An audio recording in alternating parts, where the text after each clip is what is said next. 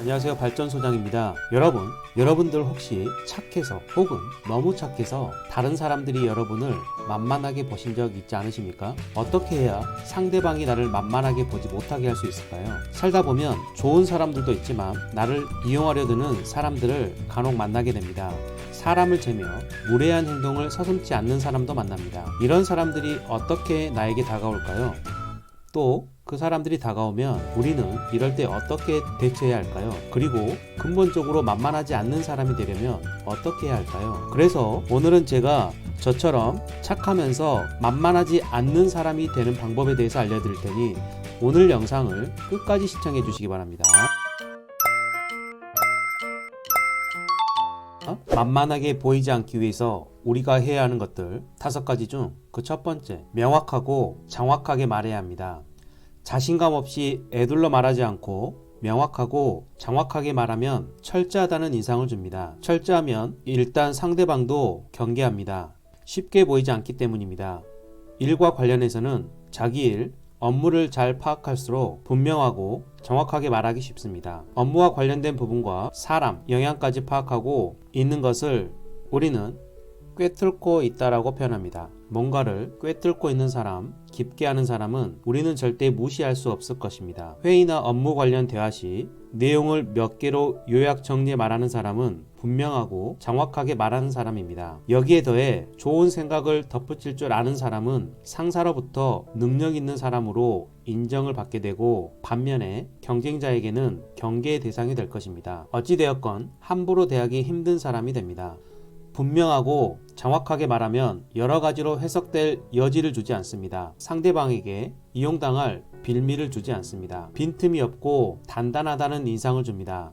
단단함의 이면에는 확고함, 능력이 있다는 의미가 있어 상대방이 절대 쉽게 보고 덤벼들지 않습니다. 하지만 여기서 주의해야 할 점은 여유 있고 느긋한 표정과 자세라면 좋겠지만 얼굴에 긴장한 표정이 가득하거나 실수할까봐 초조한 인상을 띠게 된다면 바로 여러분을 만만하게 볼 것입니다. 그렇더라도 아직 숙련자가 아니라 초보자라도 명확하고 정확하게 말하는 것이 여러모로 이익입니다. 상황이 어색하거나 익숙하지 않을 땐 그러한 부분이 말과 행동에 나타납니다. 처음에는 어떻게 하더라도 숨기기 어렵겠지만 계속 반복하면 여유와 힘이 생깁니다. 처음에는 누구나 실수하면서 일을 배워나갑니다. 남녀노소를 불문하고 업무가 몸에 익지 않으면 언제든지 실수할 수 있습니다. 자연스러운 현상입니다. 이 부분은 크게 신경 쓰지 않으셔도 됩니다. 계속 자신의 행동을 유지하면 처음에 나를 무시하던 사람들도 그러지 못할 것입니다. 하지만 여기서 주눅 들고 자신의 행동을 유지하지 못할 때 항상 일은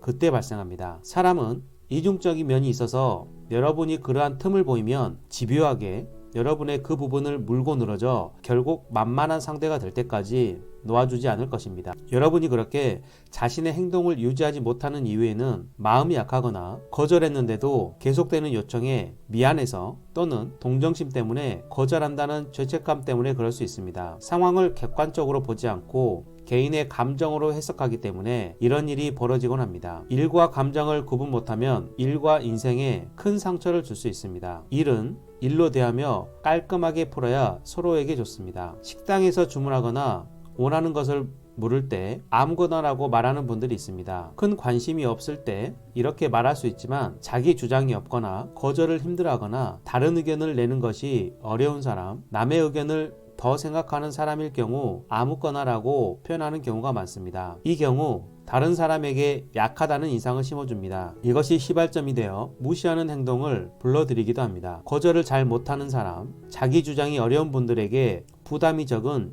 연습 방법으로 식당에서 주문할 때 아무거나 대신 자신의 의견을 말하는 연습을 해야 합니다. 자기 주장이 있다는 것은 당당하다는 의미입니다. 거절할 수 있다는 것은 분명하다는 것을 의미합니다. 이런 사람은 절대 쉽게 보지 않습니다. 아무거나를 습관적으로 쓰는 사람이 제가 이렇게 말씀드려도 식당에 가면 아무거나를 외칠 것입니다. 그럼 이렇게 한번 해보십시오. 예를 들어 업체 사람들을 만나기 위해 식당을 간다고 하면 가기 전에 미리 네이버에서 식당 이름을 검색하고 메뉴를 한번 둘러보고 정해놓고 가는 것입니다. 그렇게 미리 메뉴를 정하고 상대방 클라이언트와 주문을 할 때 잠깐 고르는 척하고 미리 정해놓았던 메뉴를 명확하게 말씀해 보십시오. 그리고 좀 더 여유가 있다면 상대에게 메뉴를 추천해 주는 것도 좋은 방법입니다. 그리고 거절을 표현할 때는 더욱 분명하고 정확하게 말해야 합니다. 그렇다고 상대방의 감정을 상하게 하거나 예의 없이 말 안 하는 것이 아닙니다. 이렇게 하지 않고도 전달할 수 있습니다. 재치 있게 말하며 거절 표현을 할 수 있습니다. 미안한 표정을 지으며 또는 상대방을 위로하며 자기 힘으로는 어쩔 수 없다는 말을 전하기도 합니다. 거절할 때뿐만 아니라 분명하고 정확하게 표현할 때도 이렇게 하면 미움받지 않으면서 사람들과 원만하게 지낼 수 있습니다. 절대 차가울 필요 없습니다. 정확하게 전달하고 감정이 흔들리거나 우유부단하게 결정을 번복하지 않으면 됩니다. 상대방이 사정하더라도 가능한 한 바꿔주지 않는 것이 좋습니다. 사정했을 때 받아들이는 것을 악용하는 사람이 있기 때문입니다. 자주 들어보셨을 겁니다. 아니 그때는 해줬는데 지금은 왜 안 됩니까? 라고 한다면 이때부터는 상대를 적으로 간주하며 객관적으로 대하는 것이 좋습니다. 내 호의를 자신의 권리로 여긴다는 신호를 잡았기 때문입니다. 이런 사람들은 그때 해줬는데 지금 왜 안 되느냐, 사람이 달라졌네, 일관성이 없네라며 어처구니 없는 이유를 들기도 합니다. 그런데 이런 말을 들으면 뇌가 흔들리며 양심의 가책을 느끼는 현상이 벌어지기도 합니다. 이게 더 어처구니 없는 현상일 것입니다. 호의를 받는 입장에서는 이런 말이 나온다면 호의를 권리로 여기는 상태라고 보시면 됩니다. 다시 한번 강조드리지만 호의는 내 자유의지로 했을 뿐 호의를 계속 베풀어야 할 의무는 절대 없습니다. 내가 베푼 호의에 대해서 일관성을 지킬 필요도 없습니다. 그 일을 못해주는 것에 대해 설명할 의무도 없습니다. 이것은 원칙의 문제가 아니기에 일관성 없는 행동이라 자책할 필요도 없습니다. 제가 왜 계속 들어드려야 하죠? 라고 반문하거나 그땐 그랬고 지금은 상황이 바뀌었습니다 라고 대답하시면 됩니다. 그냥 간단하게 안 됩니다 라고 해도 됩니다. 계속 봐야 하는 고객이고 관계가 틀어지면 안 되는 상황이라면 재치나 유머가 동반되는 것이 좋습니다. 실용적인 방법으로는 역제한이 있습니다. 상대방의 무리한 부탁을 들어주되 내가 먼저 나에게 이익이 되는 일을 먼저 해주면 도와주겠다고 역으로 제안하는 것입니다. 다른 일이 있어서 내 일을 도와주면 나도 당신의 부탁을 도와주겠다고 하면 됩니다. 물론 해결해 달라는 것은 어려운 일이고 내가 하겠다는 것은 나에게 도움이 되거나 다음에 도와달라고 할 빌미로 쓰면 됩니다. 이런 역제한은 곤란한 상황에서 빠져나가면서 나를 만만하게 보지 못하게 하는 대표적인 방법입니다. 두 번째, 명확하게 짚고 넘어가야 합니다. 상대방이 애매하게 비꼬는 말을 할 경우 상대가 했던 말을 조목조목 따지고 어떤 의도로 말한 것인지 진지하게 묻는 것도 좋습니다. 이는 말뜻을 분명하게 짚고 넘어가 빈틈을 주지 않기 위해서입니다. 이런 행동은 상대방에게 내가 쉽지 않다는 사람이란 인상을 심어줍니다. 까칠하다, 깐깐하다는 인상을 주기도 합니다. 무례한 행동일 경우에는 즉각적인 반격 용도로 사용할 수 있습니다. 그래서 지금 저에게 말하려는 뜻이 무엇인가요? 라고 말하는 것입니다. 이렇게 물으면 상대방은 농담이라고 하거나 오히려 비판하는 반응을 보일 것입니다. 상대가 되물어보면 그럴 때는 그냥 궁금해서요 라고 대답하면 됩니다. 왜 이렇게 진지해? 라고 반응하면 진지한 건가요? 그런데 궁금해서 그러는데 말씀해 주시겠어요? 라고 받아치십시오. 따지고 까칠하면 불이익을 받는다고 생각하시는 분들이 계십니다. 나에게 누군가 따지고 까칠하게 군다면 당연히 기분이 나쁠 것입니다. 기분이 나빠진 사람이 잘 대해주지는 않을 것입니다. 그런 사람들이 많아진다면 자신은 소외될 수 있습니다. 따지고 까칠한 상황과 그렇지 않은 상황을 구분하는 것이 중요합니다. 상대방의 감정에 내 말투와 행동이 어떤 영향을 주는지 이해하는 것이 필요합니다. 공과 사를 구분하고 원칙에 따라 할 경우에는 이해가 되지만 상대방의 감정을 고려하지 않는 채 매사에 따지고 까칠하다면 직장 생활에서는 어려움이 발생할 수밖에 없습니다. 세 번째, 매너 없는 행동에 즉각 반응하기입니다. 상대방의 무례한 행동에 반응하지 않으면 당장은 그렇게 넘어갈지 모르지만 다음에는 더 큰 무례를 불러올 수 있습니다. 약한 강도의 무례한 행동을 상대방이 실수를 했다고 생각하거나 쪼크 정도로 넘기기도 합니다. 이런 것에 화를 낸다는 것이 속 좁은 사람처럼 느껴지고 민망하기도 해서 그냥 웃으며 받아주는 척하는 경우도 있습니다. 그랬을 때 상대는 어떻게 행동하나요? 자신의 행동이 작은 무례라도 미안해하며 멈추는 사람도 있지만 대부분의 사람들은 여기에 힘을 얻어 더 심한 행동을 하는 경우도 있습니다. 즉, 약한 강도로 하는 무례한 행동이 여러분들의 간을 보는 행동일 수 있다는 점에 유의해야 합니다.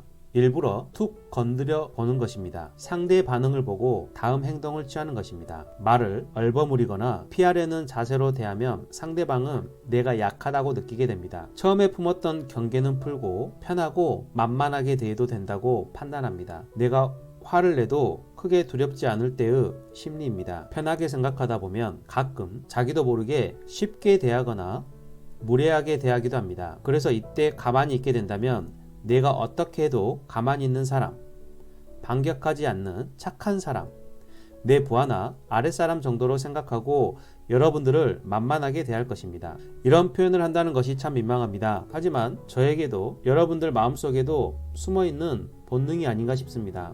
다만 이것을 이성적으로 하지 말아야 할 일로 생각해 삼가는 분이 있는가 하면 그냥 해버리는 나쁜 사람이 있다는 것이 문제입니다. 물론 사람들이 많은 곳에서 민감하게 반응하면 분위기를 망칠 수 있어 한두 번 정도는 참을 수 있습니다. 그러나 도에 넘거나 처음부터 기선을 제압해야겠다고 생각이 들면 약한 정도의 무례한 행동이라도 그 정도에 맞춰 반격하는 것이 좋습니다. 이런 작은 일로 언성을 높인다면 다른 사람들이 비웃지 않을까 걱정하실 수 있습니다. 이 경우 반격의 강도를 다르게 하면 됩니다. 재치나 유머, 정색하는 표정으로도 충분히 효과를 볼 것입니다. 약간의 부끄러움을 기꺼이 받아들인다면 오히려 마음이 편해지고 할 수 있는 일이 많아집니다. 오히려 부끄러움이 표정에 나타나지 않고 의연하게 행동하게 돼 여유 있고 당당한 사람이란 느낌을 풍기기도 합니다. 자신감이 있으니까 부끄러움도 받아들일 수 있겠지만 부끄러움을 받아들이니 오히려 자신감이 상승하는 것이 아닌가 생각합니다. 자, 네 번째, 상식선에서 베풀어야 합니다. 우리 사람은 몇 분만 숨을 쉬지 않으면 죽음에 이르는데도 공기에 대한 고마움은 쉽게 떠오르지 않습니다. 선의로 베푸는 것에도 이런 현상이 벌어질 때가 있습니다. 원인은 무한정하기 때문에 발생하지 않나 싶습니다. 이렇듯 때로는 도움을 받는 사람이 자신의 권리인 양 행동하는 모습에 배신감마저 느낍니다. 몰라서 그럴 수 있지만 계속 끊임없이 빼먹으려고 이러한 파렴치한 행동을 하는 경우도 있습니다. 이런 문제를 막는 해결책은 나를 먼저 생각하며 계획을 짜는 것입니다. 착한 분들은 먼저 남을 생각하며 계획을 잡곤 합니다. 그러다 선을 넘어 크게 부담스러운데도 말도 못하고 꾸역꾸역 그 일을 해냅니다. 그런데 내가 밤을 새서 한 일을 상대방은 감당할 만하니까 하나보다 정도로 생각합니다. 이런 생각의 다음에는 더 큰 것을 부탁합니다. 우리가 시장에서 물건을 깎다 보면 더 값을 낮출 수 있을 것 같아서 한 번 더 깎는 것처럼 말입니다. 나를 먼저 생각하며 계획을 잡는다면 많은 문제가 해결될 수 있습니다.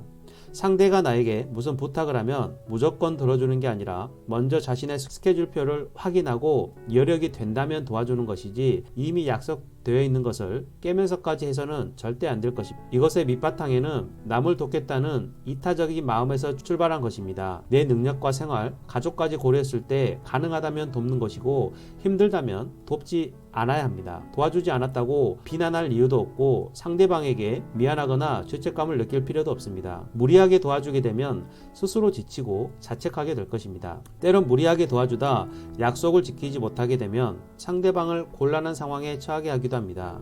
하지만 상대방은 그러한 과정은 전혀 알지 못합니다. 그저 약속을 지키지 않았다고 여러분을 비난할 것입니다. 여기서 억울한 게 상대방을 탓할 수도 없습니다. 모든 결정은 내가 했기 때문입니다. 서로 만족하면서 나도 즐거우려면 자신만의 원칙을 세워 적당히 상식선에서 도와줘야 할 것입니다. 안 되는 것에는 미안하지만 도와주기가 힘들 것 같아요 라고 가볍게 거절할 줄 아는 용기가 필요합니다. 마지막 다섯 번째, 상대가 나를 만만하게 보는 원인 파악을 해야 합니다. 지금까지 만만하게 보이지 않는 행동과 심리에 대한 이야기를 해봤습니다. 어떻게 말하고 어떻게 행동하는 것이 좋은지에 대한 이야기였습니다. 하지만 이것으로는 부족합니다. 그 근본적인 원인을 파악해 바꾸는 작업이 필요합니다. 왜 상대방이 나를 만만하게 대할까요? 예민한 성격, 거절할 줄 모르는 성격, 다른 사람의 부탁을 들어주지 못했다는 것에 대한 죄책감이 원인이라면 여러 심리학 논문을 찾아보면 그 답을 찾을 수 있습니다. 그것들은 긍정적이었던 경험 떠올리기, 장점 생각하기, 거절은 나를 여유롭게 한다. 상대방도 거절을 예상하고 나에게 부탁했다는 점만 기억해도 마음이 편해질 것입니다. 두려움이 원인이라면 상대방은 이 두려움을 이용해 겁을 주었다가 안심시키는 수법으로 나를 놀라게 했다가 안심시켜 경계심을 풀게 이용한다는 점만 알아둬도 대체 능력을 높일 수 있습니다. 두려움을 피하기만 해서는 안 되고 내가 어떤 종류의 두려움을 느끼는지 파악해 대처 방법을 세우는 것이 좋습니다. 때로는 심각하지 않게 자신을 호기심 있게 바라보는 것도 좋습니다. 이런 생각으로 살피면 조금은 부담이 줄어들 것입니다. 세상에 어떤 일이든지 원인을 파악하고 대처법을 알아낸다면 자기 존중감이 생길 수 있습니다. 외모, 옷차림, 태도도 더 좋은 방향으로 가꿀 수 있게 됩니다. 당당한 모습을 보이면 자신감도 생기고 주변 사람들에게 절대로 만만하게 보이지 않을 것입니다. 그렇게 문제의 원인뿐만 아니라 여러분 자신의 재능이나 잠재력을 찾아내고 인정하고 발전시키는 것도 좋은 방법입니다. 이미 좋은 재능과 잠재력이 있지만 여러분들이 인지하고 못하고 있을 수도 있습니다. 본인이 가지고 있는 재능과 잠재력을 10분 활용한다면 충분히 자신감을 회복할 수 있을 것입니다. 나는 뭘 해도 안 되라고 지레 겁먹고 포기하고 자신의 단점을 보는 것이 아니라 장점을 보면서 긍정적인 생각으로 채우고 행동해 나간다면 자신감도 높아집니다. 당연히 용기도 생깁니다. 자신감이 높아지면 당당해져 만만하게 보이지 않게 됩니다. 저는 여기서 안주하지 말고 한 발자국 더 앞으로 나아가야 한다고 생각합니다. 기존에 가지고 있던 재능과 잠재력을 키우고 새로운 것에 대한 관심을 넓혀가는 것입니다. 마음속에 도전이 자리 잡으면 활동적으로 바뀌게 됩니다. 성격에도 긍정적인 영향을 끼칩니다. 활동적으로 변하면 스트레스를 받아도 건강하게 풀 수 있는 새로운 경로가 다양하게 늘어나는 것입니다. 두려움을 마주할 수 있는 용기가 생겨 피하지 않고 여러 가지 방법을 구상해서 개선할 방법을 쉽게 찾을 수 있을 것입니다. 활동이 많아지면 시간 관리에도 신경 쓰게 되고 결과물에 대한 평가를 하면서 다양한 경험이 쌓일 것입니다. 이러한 경험은 인생에서 소중하게 쓸 수 있는 자원이자 무기가 됩니다. 또한 경험은 시장 주사와 같아 다른 사람이 알지 못하는 정보를 먼저 얻을 수 있게 됩니다. 이러한 것들이 차곡차곡 쌓이면 어느 순간에 능력이 되어 자신감을 높이고 강한 사람으로 탈바꿈하게 되는 것입니다. 만만하지 않는 사람을 뛰어넘어 강한 사람이 되는 것입니다. 오늘은 이렇게 착하면서도 만만하지 않는 사람이 되는 5가지 방법에 대해서 간략하게 알아봤습니다. 사람의 감정과 상황은 너무 많은 경우의 수가 있기 때문에 세세한 모든 내용까지 알려드리지는 못했지만 큰 틀 안에서 오늘 알려드린 5가지 방법을 여러분들 일상에서 적용해 보신다면 이제 어느 누구도 여러분을 만만하게 보거나 하대하는 일은 없을 것입니다. 긴 시간 시청해 주셔서 정말 감사합니다. 오늘 영상이 유익하고 도움이 되셨다면 구독, 좋아요, 알림 설정 부탁드리고 댓글에 시청 시간이 아깝지 않았어요 라고 남겨주시면 제가 영상 제작을 하는데 정말 큰 도움이 됩니다. 저희 풍수발전소는 여러분들의 더 윤택한 삶을 위해서 풍수지리, 풍수사물, 풍수인테리어 등 더 다양한 정보로 찾아뵙겠습니다. 오늘 또 시청해주셔서 정말 감사드립니다.